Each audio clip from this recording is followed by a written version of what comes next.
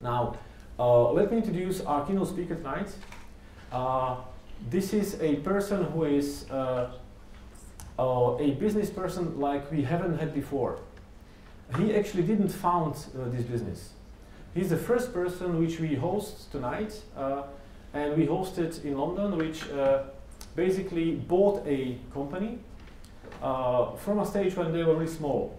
And he built this company up towards a decent-sized company, and we'll be talking to him about his mission and his vision for the company, which is quite amazing.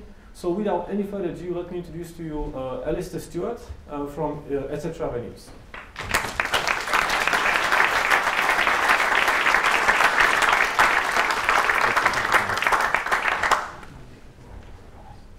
Actually, I was rather enjoying listening to you there. I suddenly realised I've got to come up and do some talking now. So Alastair, thank you so much for coming.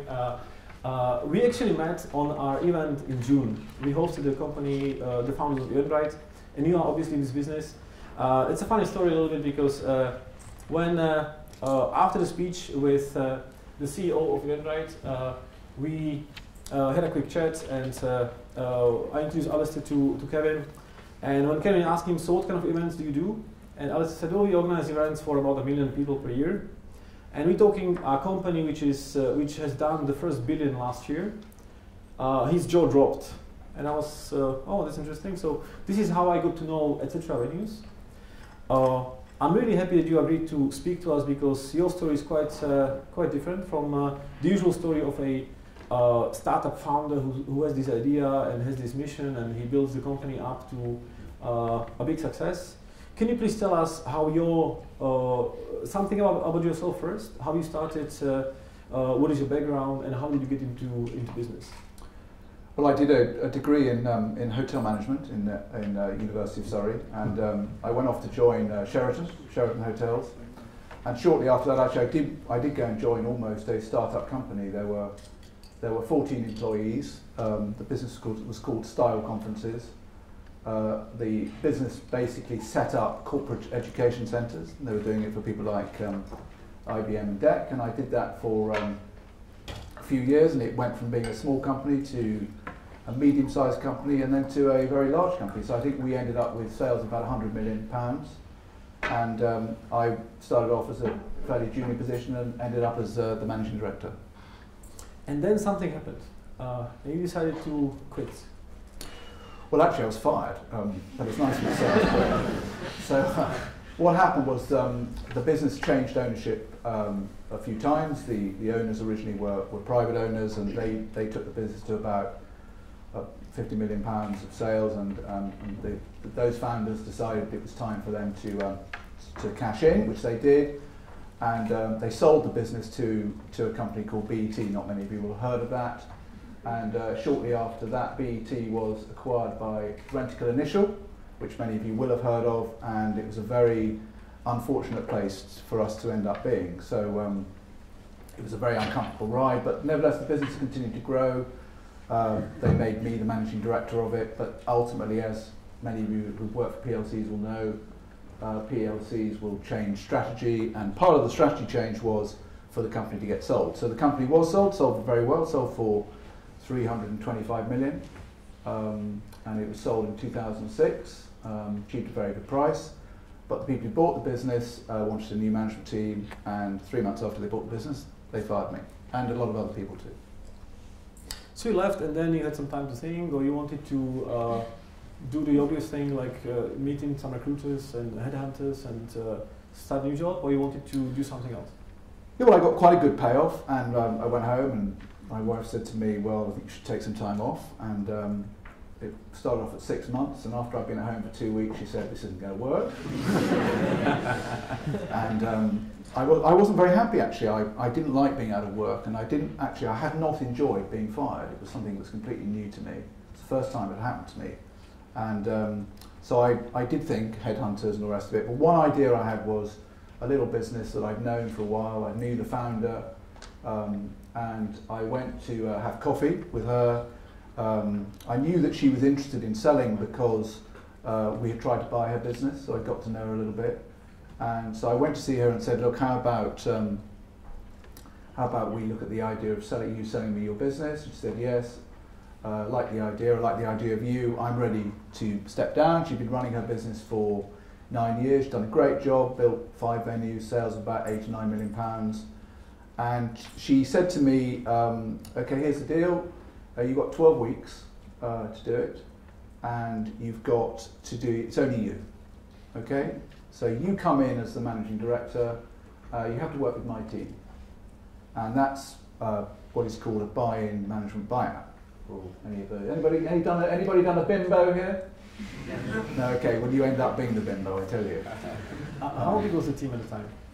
The team of etc. at that time was about, I don't know, 40, 50 people. They had sales of about 9 million. They were making about £1.5 million profit. It was a very good little business, I liked it. But it was a small business. Bear in mind, the business I'd come from was sales of 100 million. I had 3,500 employees, I had a big team of directors, you know, so it was a big change. Mm-hmm. What did you see in the company which others didn't? I saw a job. I saw a job and an opportunity. And I actually didn't think that I was going to get another job. I thought I was too specialised. I was in my middle 40s, which is a dangerous age for being hired into a senior position. So it was a big gamble. And you know, events are now booming. And this is a big industry, and you thought at the beginning it's going to be hard for you to get a job. What is the opportunity you saw in etc.venues when you first started? The business that I'd been running was running these country house, effectively training centres, and I could see that the way in which corporate training was going was that courses were getting shorter, and the things were changing. And actually, I saw an opportunity. I thought that city-based centres would do well, and I think that's the big change I took. So we have no bedrooms; it's just meeting rooms in the city. And I think that the whole dynamic, and in fact the whole recession, has been very, very helpful for the business. So what was the biggest pain etc.venues is solving? Biggest pain that we're solving is we're not able to find enough space fast enough. So right now here in London, everybody has read in their papers that property prices are going up. Well, it's the same in commercial property. So at the moment, the landlords are being very aggressive, they're being very greedy, and it's getting harder for us to find the space. Mm-hmm. Interesting. One of the themes which we do these events on a monthly basis, so there are some common topics which bubble up on the surface. One of them is corporate culture. And you come into this team as a new guy. There was a corporate culture there. How was the culture, and did you identify with it, or did you try to change it, or how was it when you came in?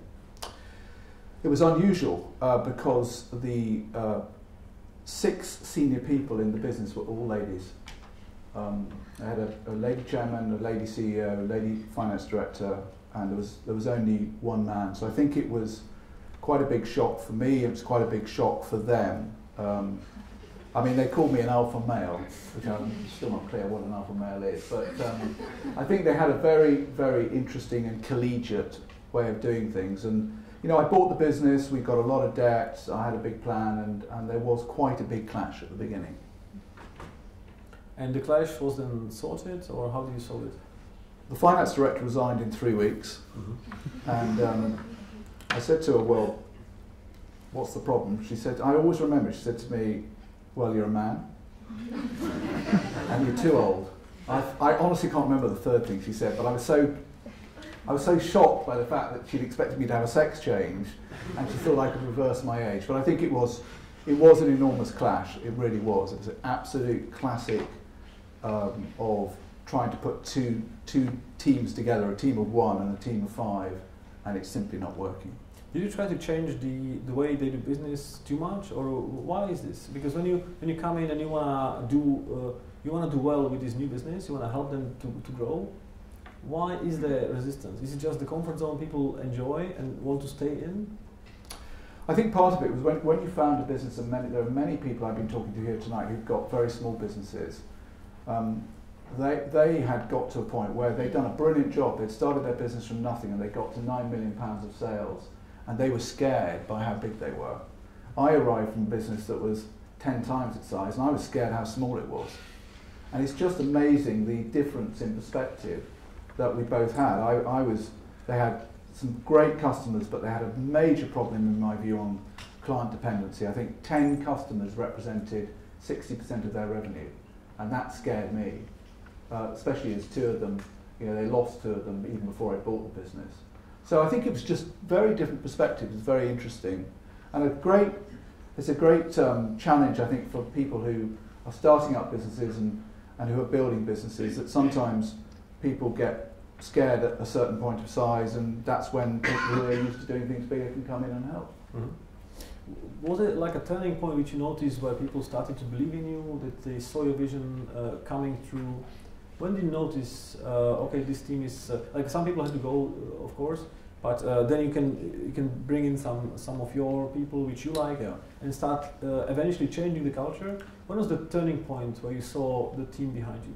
Well, the first thing is, those who wanted to go, I let go, and I didn't try to stop them, and quite a lot of them did go. But I mean, there was a big turning point because this is the venue business. The way you make a venue business bigger is you open new venues, and the first one I did was a venue called Dexter House by Tower Hill, and all of them had said, we don't support you, it's too big, and we did it, and it was a great success and very quickly, and I think that just changed the mood of the whole company.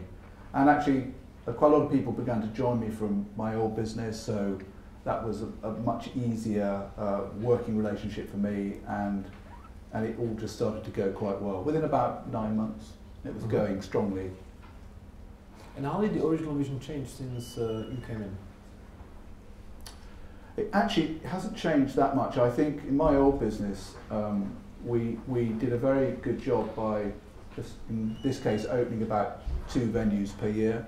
And these were the different model country houses, but I've never been frightened to have a year of doing nothing and not doing too much too quickly.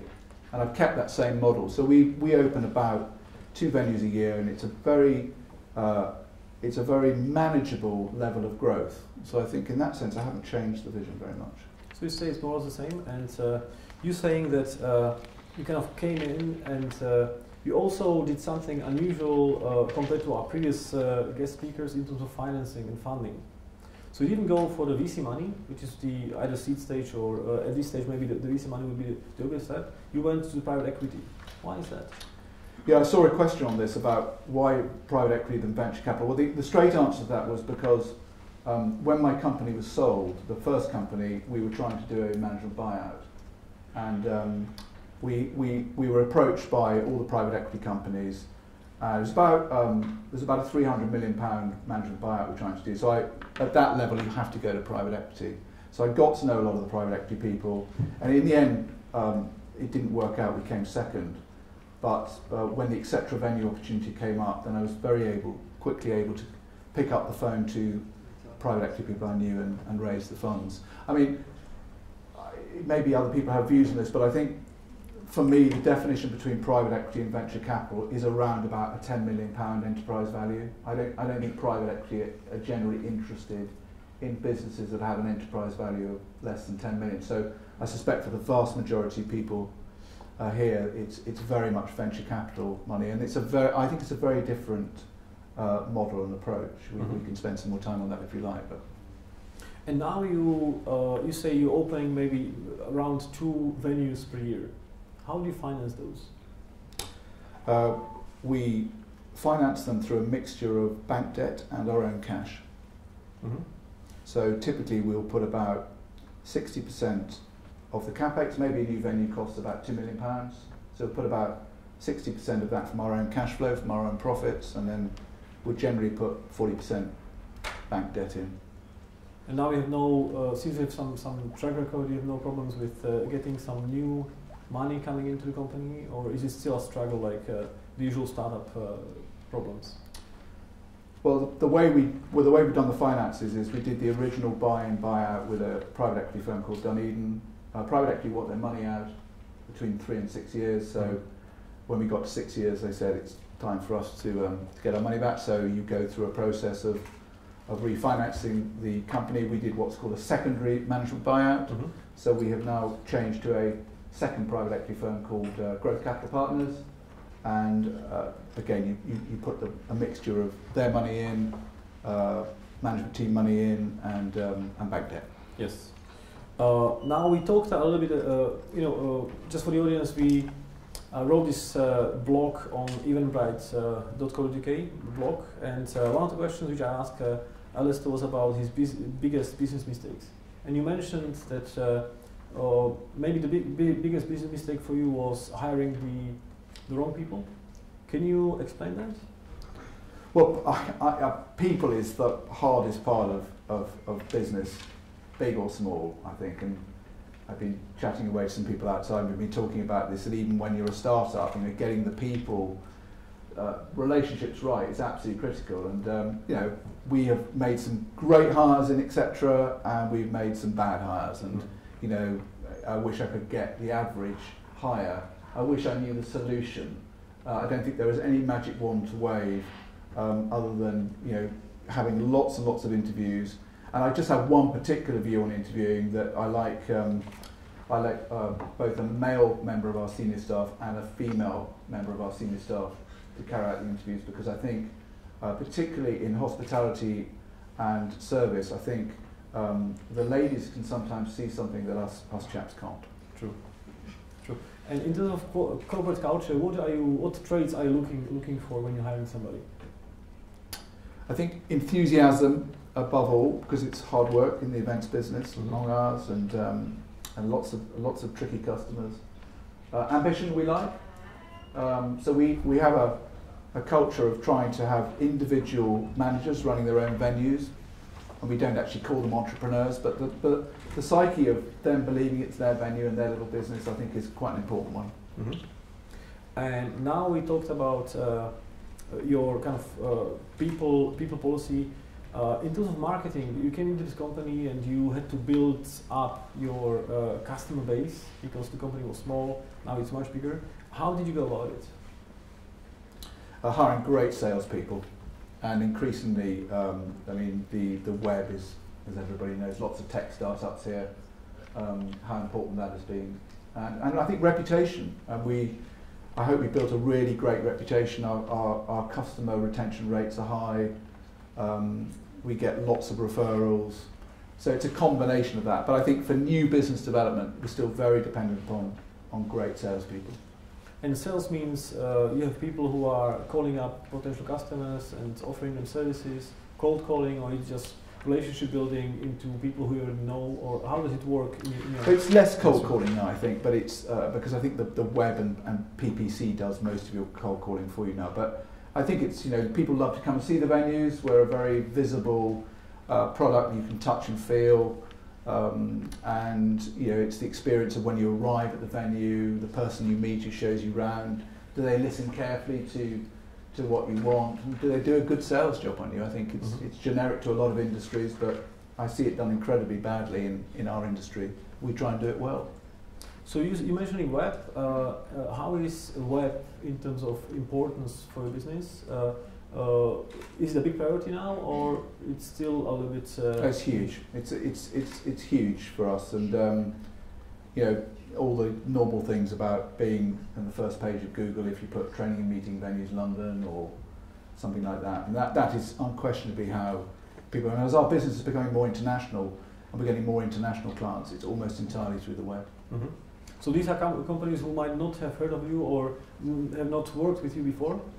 They see you online, they find you, and they start working with you. Yeah, we've had some great examples of.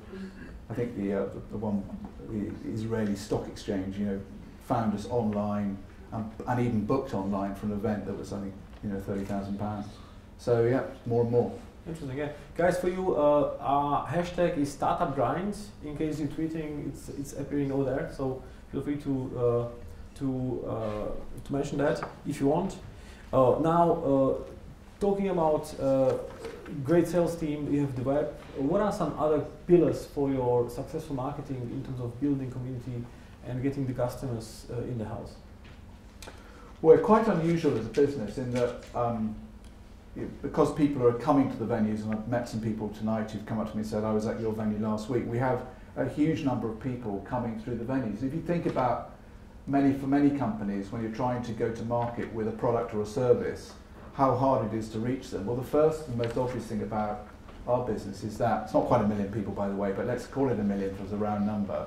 We have 1 million customers, or hope to have 1 million customers, under our own roof at any one point. That is a huge opportunity, because if we can deliver them a great service, they will go away and they will tell other people, and clearly if we can capture their information, if we can appropriately sell to them when they're in the venue, there is huge opportunity. And I think that's a particular characteristic. And if you're running a business and you ever get the opportunity to think about how you get to your customers with a low cost of entry, our customers are paying to come to us. Well, how great is that? There's no cost of finding that customer. That's pretty amazing, yeah. And your business model, just to recap, is you having venues for event organizers.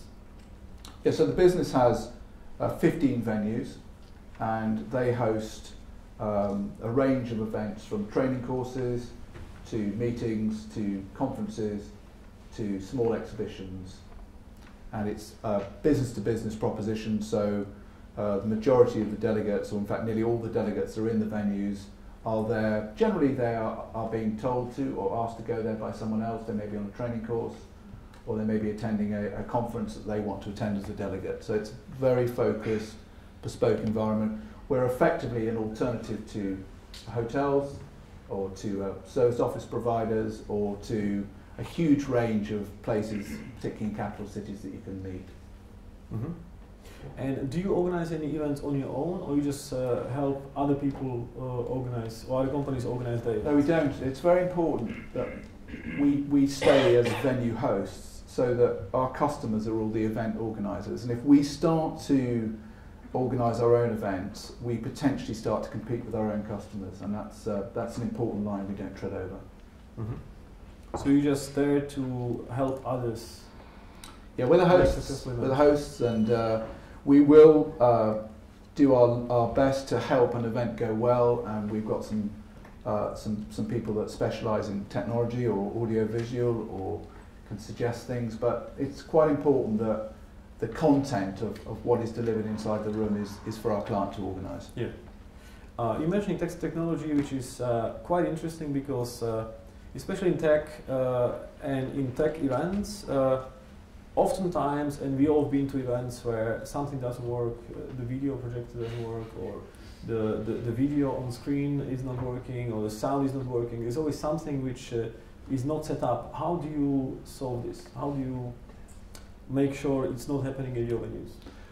Well, rule number one is keep it simple. I mean, the more complicated I see people trying to make things, particularly with video streaming and webinars, and it's got quite a high risk of not working. Second thing is you just have good kit, so whether it's projectors or speakers, PA systems which actually work, or the batteries are fresh. I mean, some of it's quite simple to get right, but some of it where it's advanced, it can break down.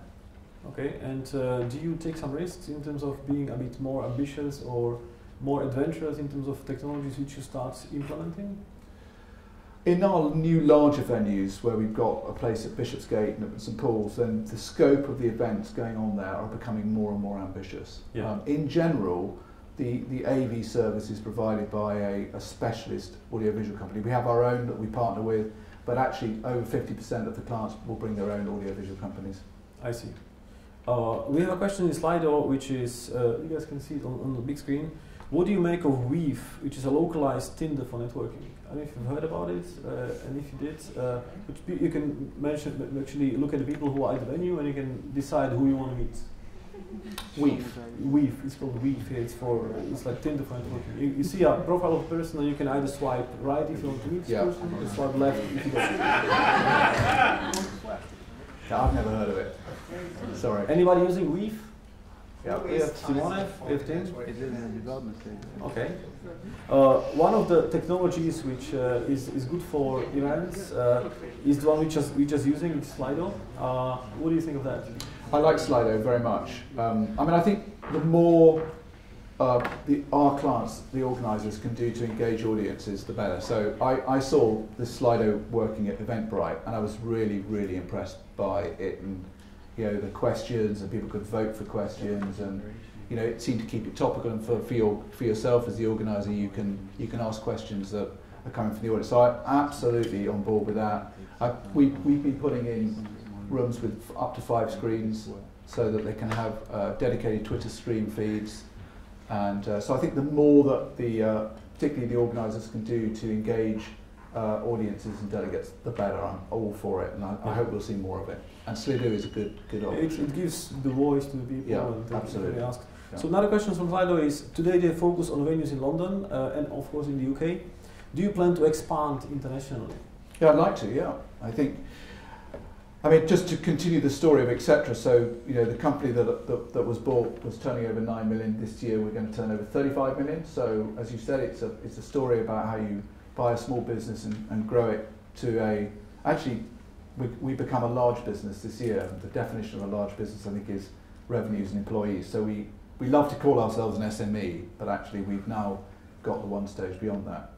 I think in terms of where we go next, we're big in London, and I've spent some time in New York recently, and I'd love to set up a venue in New York, but we have to get the timing of that right. And is financing it going to be difficult, or it should be a piece of cake for you?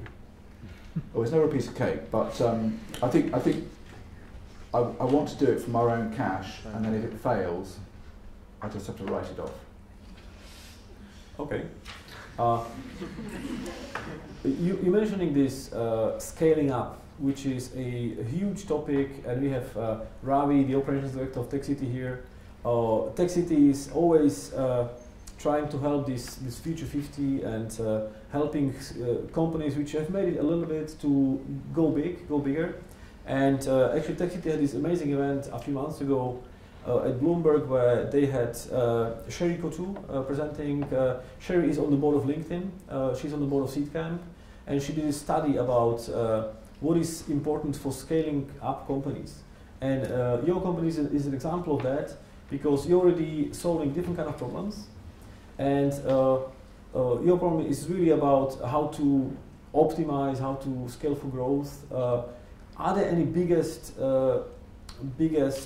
bumps on the road there which you noticed and you would advise others to stay away from? Hard question, but I think we have a product and we have a service and we charge for it. And I know that the issue for a lot of tech startups is they're trying to get something out there, and there's not necessarily revenue to start with, and there's different revenue. And I have a huge admiration for those, but for us, we're absolutely clear.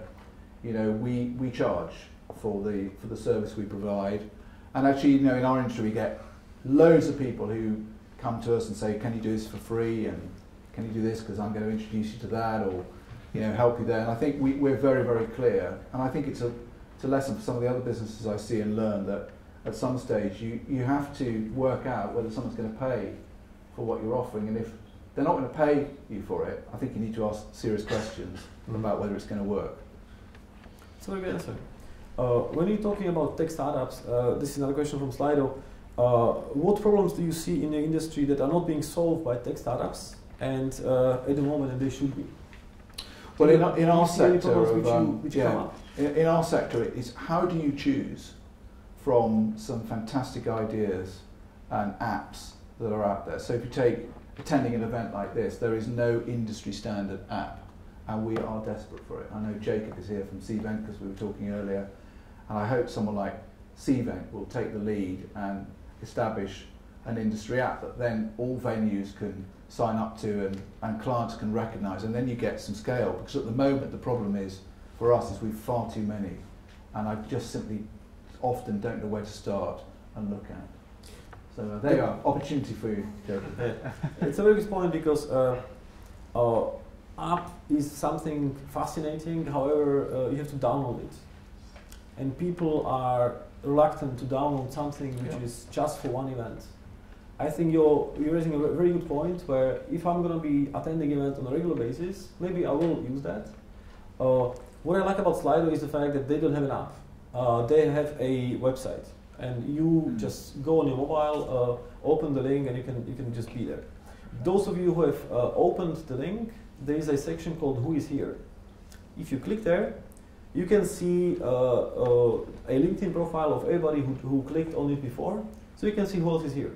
However, this is just one simple way. You can send a message to the person, you can send an invite, but this is not solving the whole problem. I totally agree, and I see this all the time, that people just don't have a good experience, a good app, which would really help them. And if it's just one event, people will not use it.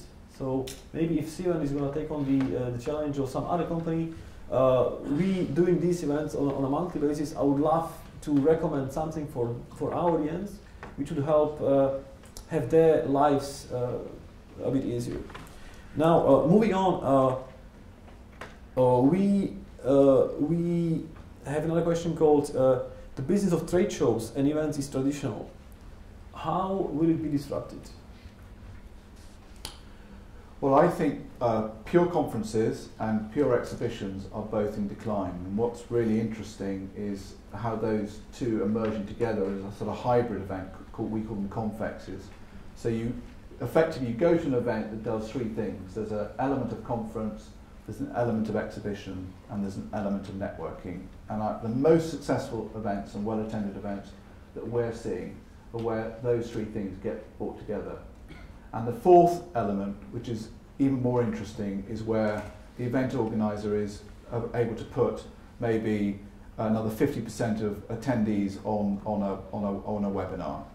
But again, the issue of breakthrough for many of those companies is that they're not able to monetize the virtual attendees, and of course they are then caught in a desperately difficult dilemma of trying to attract attendees who attend their events and pay for it, and if the webinar experience is too good, then of course they'll sit at home and maybe just watch the keynote speaker and not pay for it. Mm-hmm. And there are companies out there really struggling with that dilemma at the moment.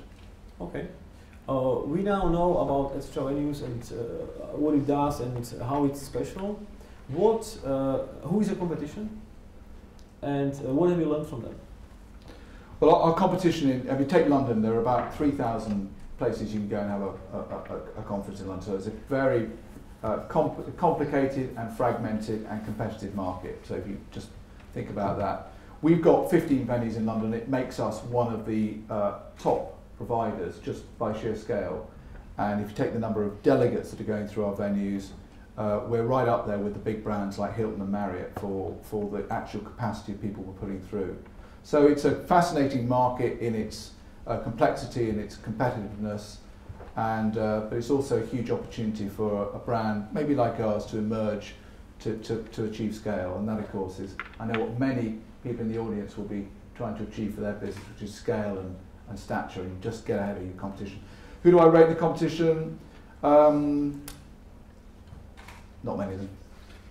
No, and that's because I don't respect them. It's just because our focus is to be ourselves, and I think in my last business I learned a lesson that we spent too much time worrying about the competition and talking about the competition, and so in this business we try to do a little bit less of that.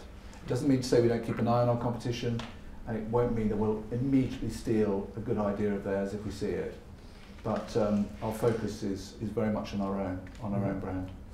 Is your vision still developing, evolving, or you just want to keep doing what you're doing and being the best at it? I think the vision at the moment is particularly to get some larger venues. So our two most recent venues have been able to take on much larger groups. So at our 155 Bishopsgate venue, we can take 600 people now, and that follows our St Paul's venue could take 450. It's a totally different market. Mm-hmm. And we're seeing a whole new range of customers. So we hosted the Alibaba IPO as an example of a really big profile event. If you read your newspapers this morning, Lloyds Bank closing 2,000 branches. That announcement got made in one of those venues yesterday. You know, the chairman and the chief exec of Lloyds Bank. We had the CEO of Tesco's in the week before. So our new venues are getting a much higher profile, and that's great for us as well, unless it goes wrong, of course. It's a very good niche to be in. The 155 Bishopsgate is an amazing venue. I've been there, I've seen it. We're hoping to get to organize one event there, hopefully in April. I won't be telling much about it yet, but fingers crossed. So we can use that. It's quite amazing, and I love the technology there. It just seems to be working quite nicely. So looking forward to it. Thank you. Hopefully we can make it there. When you talk about your competition, you stopped worrying about it too much, which is a very good point. Now, do you worry about your position, not in terms of competition, but in terms of potential new upcoming companies, some disruptors? Where do you see the disruption really coming from in your industry? Well, 5 years ago, people who were running e-learning businesses told me that I would be out of business because they believed that all education would be through a computer screen. Now, most of the e-learning businesses have gone out of business, and I think the fascination of live events. You look at football as an example, where people said, well, Sky would empty the stadiums. Well, it's been the opposite. Sky have filled the stadiums, but actually, for those if you go to sports events, haven't the stadiums got better? And I think our ambition, our goal, our objective is to make live events really exciting and that people want to go to. And if we do that well, then our clients will be happy and the delegates will be happy and they'll want to come back. And everybody's been to bad venues. Maybe the food has been bad or the room has been poor, and that can put you off going to live events. So the disruptors are likely to be technology if it really works, but I still come across real anxiety over video conferencing or webinars. I still find people saying, I can't watch a webinar for more than about an hour. I spend too much time on my computer screen as it is. The last thing I want to do is to spend more time, and I want to get out there. I mean, look at everybody tonight. You've taken the trouble to come out for an evening to meet people and to hear someone speak, and that's the value somebody sees on live events, and I think let's hope it continues. It's a very good point. Concerning webinars, anybody has attended a webinar which was really good and you were happy with it?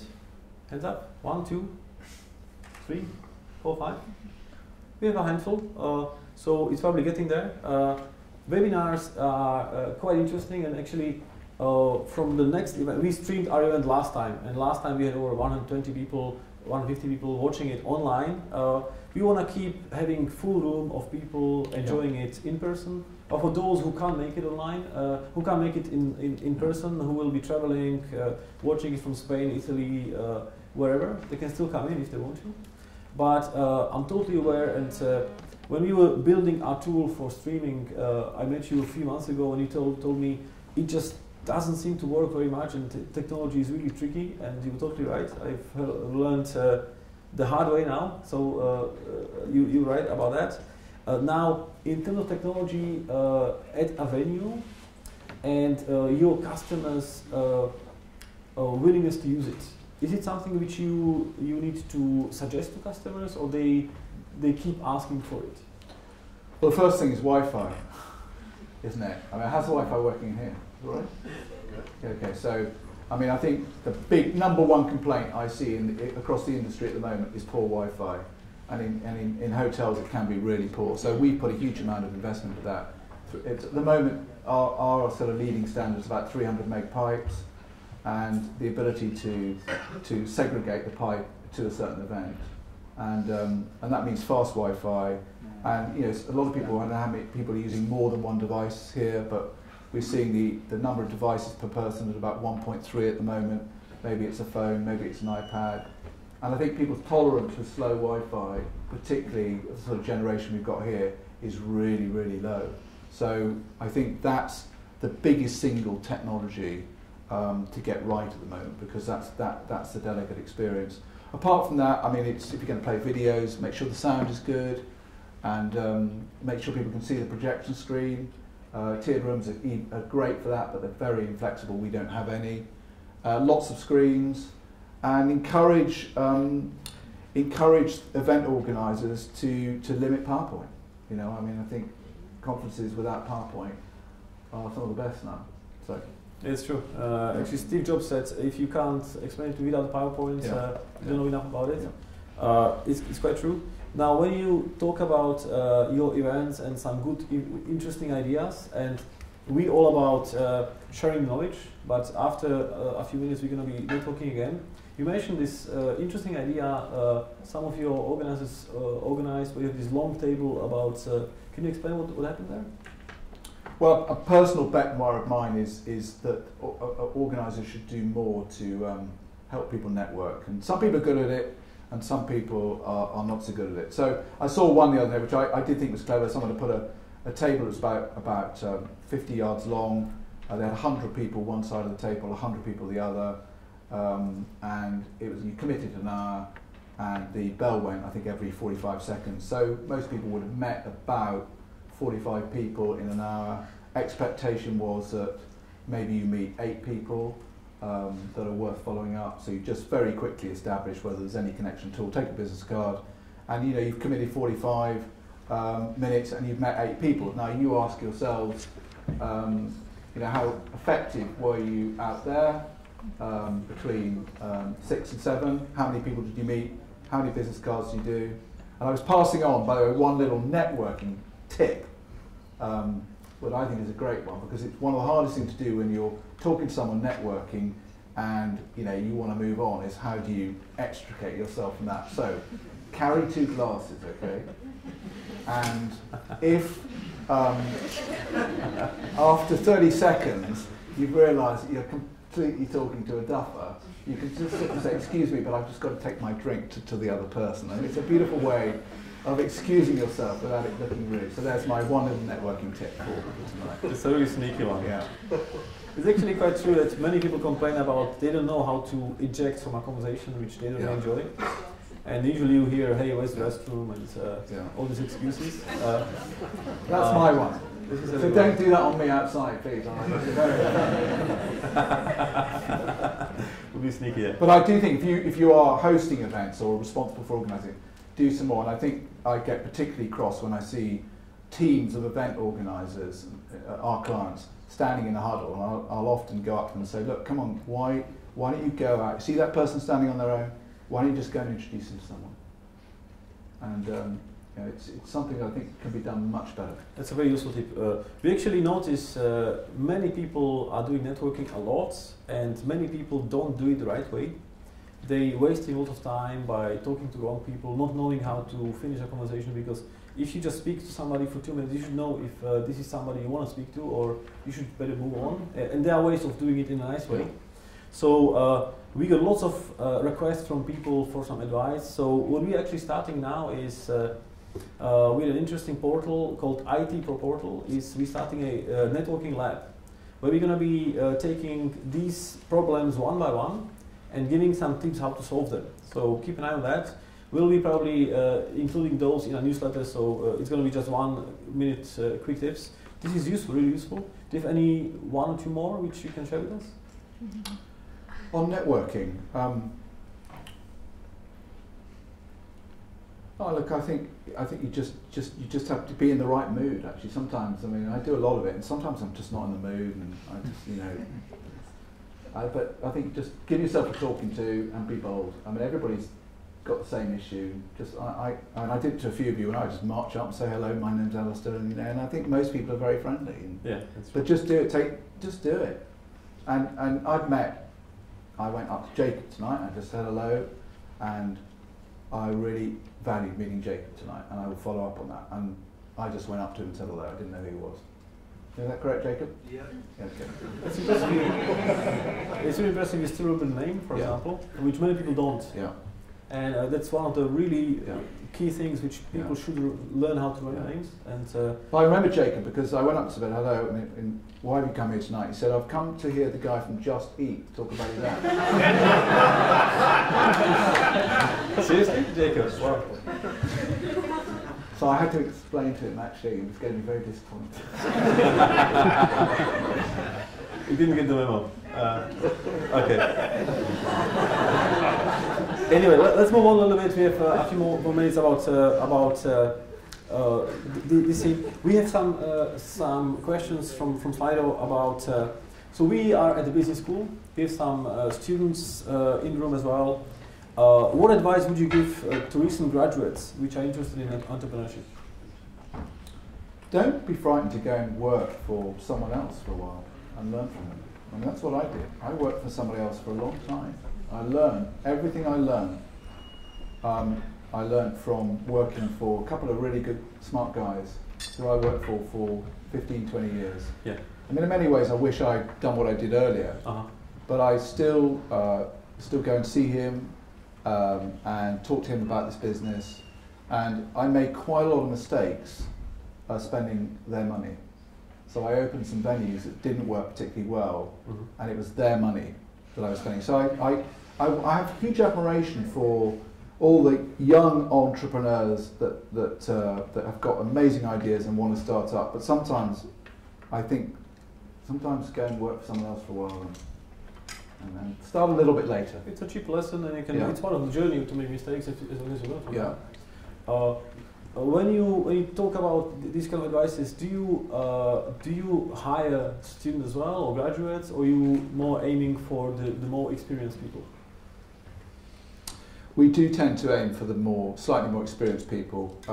I think we're just still a little bit small to take on students and graduates, and the best graduates you'll only keep for 18 months, 2 years, and the value you get out of them can be quite a short period of time, and just as they're getting good, off they go. So we try and take the ones that somebody else has trained for 18 months. Okay. So you have like a management training program where you can teach them into becoming... No, we don't. No, I think we're a bit small for that. Okay. So maybe in 2 years from now... Yeah, maybe next stage of the... That's interesting. Now, when we talk about the future of etc.venues, where do you see your business now compared to where you want it to be? So we have a very clear vision. We want to get to £50 million of sales, and we think that's going to take about 20 venues, and we want to achieve that by 2017-18. So I would hope that everybody working for the company would understand that as a very simple statement of vision. And as I said earlier, we can achieve that by opening about 2 venues a year. And that is about 20% per annum growth for us. And we've managed to achieve 19.7 compound growth over the last 5 years, including through a recession. Last year we grew our sales by 14%, so a little bit light, but we managed to grow our profits by 23%. So that's our track, and that's the vision. It's impressive. You mentioned earlier, when we met yesterday, that the competition during the recession they had a problem with using the conferences, the event spaces, and you didn't. Yeah, the recession hit our sector very hard indeed, and quite a lot of businesses went out of business. In fact, my old business that got sold for 325 million got sold about 6 months ago for £100 million less than it sold for, and that's just the effect the recession had on that business. A lot of businesses took on far too much debt, so you'll have read, particularly in the business school, about over leverage and what was going on with HBOS and Peter Cummings. In fact, my business was a Peter Cummings loan, and they lent it far too much money, and they didn't do their sensitivity analysis, and when the recession hit, they had no chance, and they effectively went bust.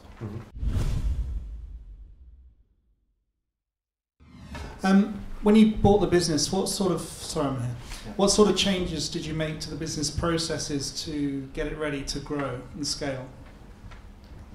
We made a lot of changes. I mean, I was very fortunate that the new finance director came in. He was ex-Arthur Anderson, incredibly bright guy, incredibly capable on business systems. He just took one look at virtually every system, and over the period of 2 years, it was changed from the finance system to our booking system.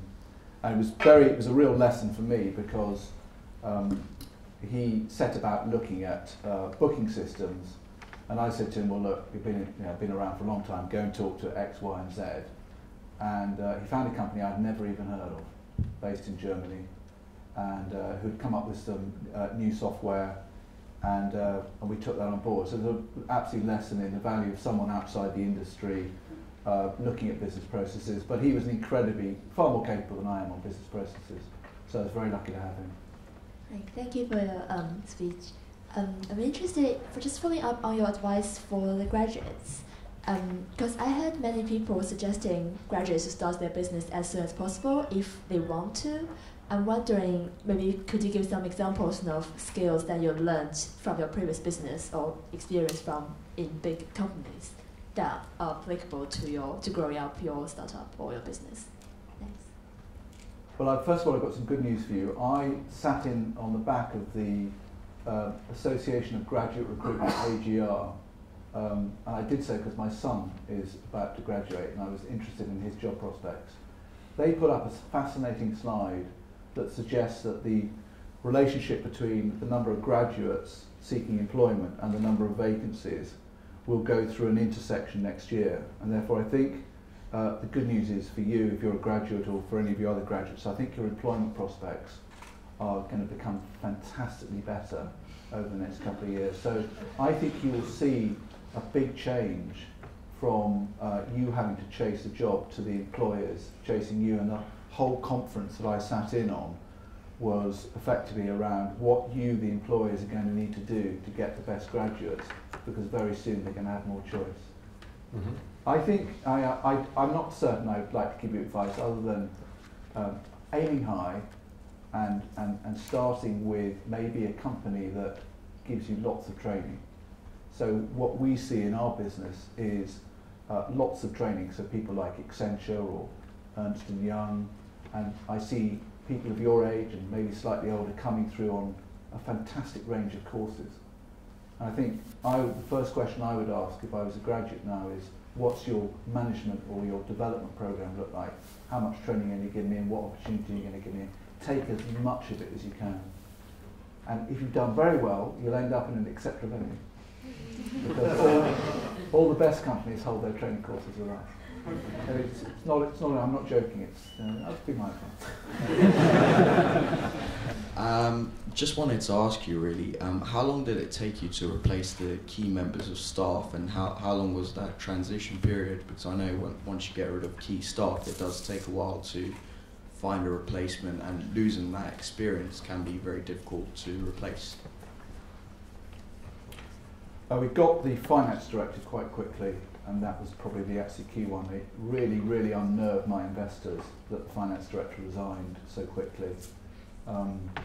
So that was the key one. We had to go to a direct bank, I think, who helped us find that one. That was a breakthrough.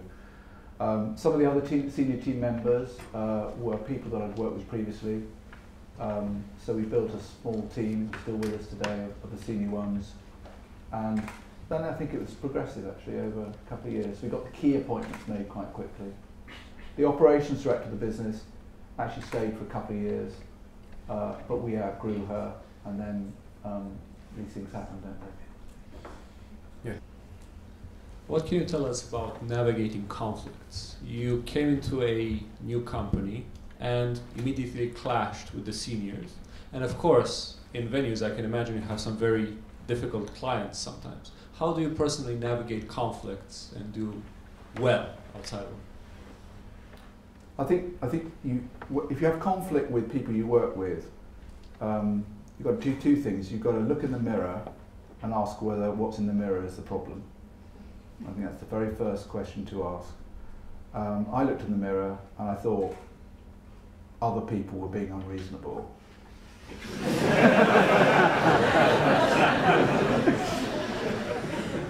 I then asked my wife, okay, because whether it's your husband or your wife or boyfriend, they will always give you an objective answer, and my wife is never short of an opinion. So I think I have quite strong self-belief. I mean, I've been doing what I've done for a while. I've built a very big company, and I just had to remind myself that, you know, what people were saying to me was not right, and I was very persistent, and yeah, I took 6 months of quite hard times. Actually, for the first time, I understood what stress was. I'd always been a bit dismissive of stress, believing that a certain amount of stress is good for you. But I had a period when I was quite stressed, and you've got to get yourself through that quite quickly, without drinking too much. And how about the conflict with the clients? I think I have a very, very straight business with clients. If you mess up with a client, which is what can cause conflict, you have to put your hands up quite quickly and say, sorry, we goofed. I do that about twice a year. I'm glad it's not more than that. Somebody said clients can be very unreasonable. They can. The client isn't always right. And you know, I have the luxury occasionally that if it gets to me and I think the client's being a complete TWAT, I'm not frightened to say, sorry, I don't think we should do business together. But you know, but I think if we have done something that's not quite to the standard, you should put your hand up very quickly and say, sorry, I have no problems in saying, sorry, we got it wrong. And actually it tends to diffuse most of it quite quickly. So very good point. Last month we hosted the founder of Metrobank who sold his last business for 8.5 billion and started Metrobank 4 years ago. And he was saying, he wrote this book, Fans, Not Customers. And he says, his mantra is, turn customers into fans. And as Alastair says, the best point at which you can turn a customer into a fan is when you mess up by the way you handle the problem. So I totally agree with this. Before we go to the last question, I want to ask something which entrepreneurs always worry about. Two things. One is funding, and the other thing is mentorship. So I have two questions for you. Do you mentor anybody? And second, who are your mentors? Yes, I do mentor. I mentor some startups, which I've found fascinating. Two young men who have a digital agency, and they originally came to see me, and they were running their company off one of the partners' credit cards. So the first thing we did was talk about going and getting some finance. And I spent quite a lot of time with them, and I introduced them to the most powerful piece of equipment I ever carry. And I'm sorry, ladies, it's symbolic, but it's a tie. Okay, so they had been to see their bank and disaster, and we spent quite a lot of time saying, right, well, when you go to see your bank, how are you going to come across? Are you going to go in your jeans and t-shirt, or are you going to go in a suit and a tie and look like it? And we found a different bank for them. I introduced them to a bank I knew, and they went to see it, and we moved them off the credit card onto the bank. And I mean, I know funding is difficult, but I am also very critical of some of my entrepreneur friends and my startup friends who I don't think enough about how the banks work, or what the banks want to hear, or who the banks want to see. So occasionally put on the tie, and you might find it. And the tie is symbolic of being serious, of recognising that the bank manager isn't going to give you money for an idea. They're going to give you money for something that's been thought through and a plan. And you shouldn't run your business on a credit card for very long. It's not going to be a good strategy. Who runs a business on their credit card? I bet you someone here does. If you could pass to us any advice that you accumulate over life, apart from the fact that you mentioned, what would be 5 really, really, really good tips that you would ideally have loved to receive when you were young, or that you would still think that are really, really important to you? Thank you very much. That's a good question. I think I've said one already. Go and work for someone else to start with, and try and go and work for someone who's really smart, because you will learn a heap from them. 2, do something you really enjoy. I really love conference venues. I mean, I know that's incredibly sad. My family call me the conference king, and it's a joke at my expense. But I really do enjoy. I love designing conference centres, and I love running them, and I like going around them and seeing what's going on. So I meet too many people of my age who just simply don't enjoy what they do. They may earn a lot of money, but they don't enjoy it. So, I mean, try and do something you enjoy. And then I think in all of us, we have different motivations. Some people want to make a lot of money. Some people want to help other people. Some people want to save the planet. I mean, whatever it is that is your buzz, do it. And you will go from your age to my age quite quickly. very quickly. And blink your eyes. Don't ever look back and say, I wish I'd done it. You know. But on the other hand, don't try and conquer the world too early. You know, give yourself a bit of time. Is that, I don't know. I'm sure there's lots of other good ideas out there which you can get outside afterwards. The audience, Alastair Stewart. Thank you.